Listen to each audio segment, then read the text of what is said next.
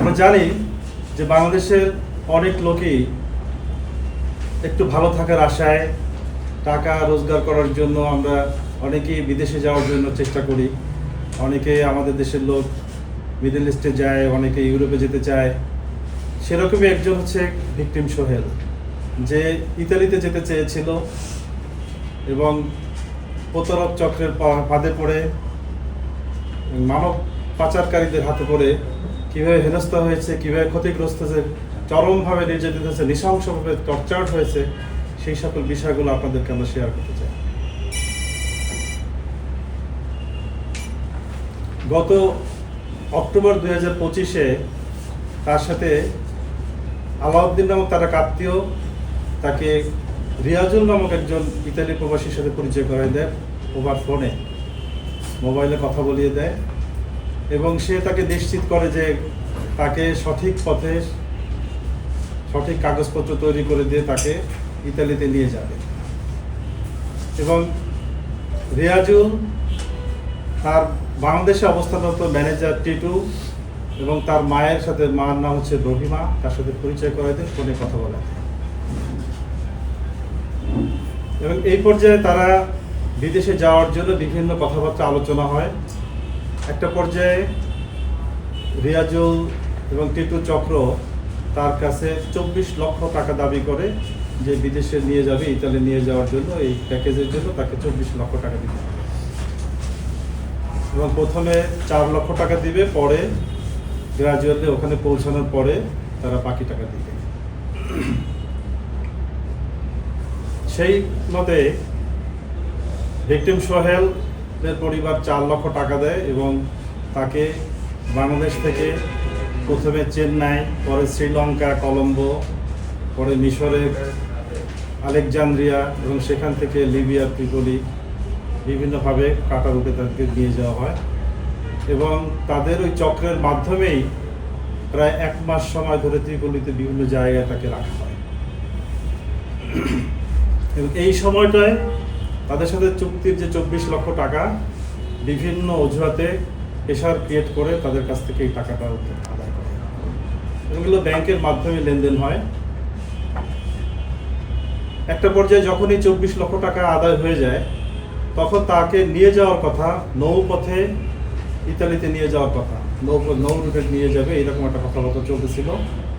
বাস্তবে তাকে নৌ রুটে না নিয়ে তাকে একটা গাড়িতে ওঠায় এবং ত্রিপলির ভিতরে একটা এলাকায় নিয়ে মাফিয়া চক্রের কাছে হস্তান্তর করে, মূলত তাকে বিক্রি করে। এবং এই চক্রটা ত্রিপলির কাছেই, শহরের কাছেই একটা এলাকায় আন্ডারগ্রাউন্ডে একটা টর্চার সেলের ভিতরে তাকে বন্দি করে রাখে এবং জিম্মি করে। এবং সোহেল জিম্মি হওয়ার পরে সেখানে গিয়ে আরও অনেক বাংলাদেশিকে দেখতে পায়। সর্বশেষ সে তাকে যখন আমরা উদ্ধার করি বা তাকে প্রেশার ক্রিয়েট করে যখন তাকে ছেড়ে দেওয়া হয়, তখন সে সেখানে 13 জনকে দেখে এসেছে। তারা সবাই বাংলাদেশি এবং এই চক্রটা সবাই বাংলাদেশি, তারা বাংলা কথা বলে এবং বাংলাদেশের বিভিন্ন প্রান্তের লোকজন।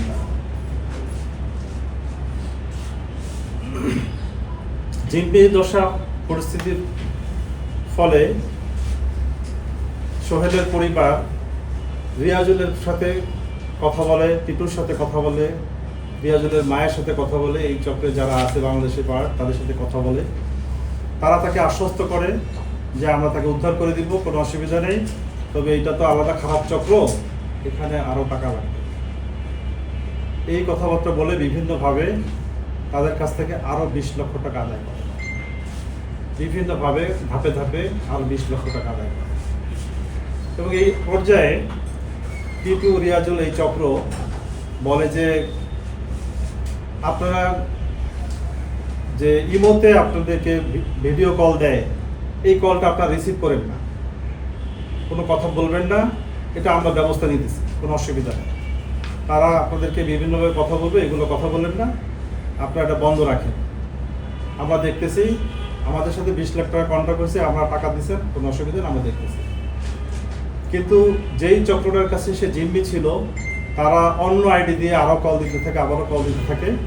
একটা পর্যায়ে কথা হয়, তখন ভিকটিম সোহেলের পরিবার জানতে পারে যে আসলে পরেও যে 20 লক্ষ টাকা দেওয়া হয়েছে, এই টাকাটা মূলত যাদের কাছে জিম্মি তাদের কাছে পৌঁছায় দেয়। তারা এই টাকাটা তাদেরকে দেয়নি। এটা আর একটা প্রতারণা। তখন তারা নিরুপায় হয়ে ওদের সাথে কথা বলতে থাকে এবং সোহেলের কে যেভাবে টর্চার করা হচ্ছে তার বিভৎস ছবিগুলা, ভয়াবহ ছবিগুলা পাঠাতে থাকে তাদের ইমোতে, এবং ইমোতে অনলাইনে রেখে হাতুড়ি দিয়ে পিটিয়ে তার নখ তোলা হচ্ছে, উলঙ্গ করে 3-4 জনকে একত্রে পিটানো হচ্ছে, ভয়ঙ্কর হয়ে মুখ এবং চোখ বাঁধা, পা বাঁধা, এরকম অবস্থা টর্চার করা হচ্ছে এই ধরনের দৃশ্যগুলা। এবং ছুরি দিয়ে পিঠে বিভিন্নভাবে আঘাত করা হচ্ছে একের পর এক, এবং গ্লাস ভেঙে গ্লাসের টুকরা দিয়ে তার পিঠে কেটে ফেলা হচ্ছে। 141টা কোপ দিয়েছে তার পিঠে।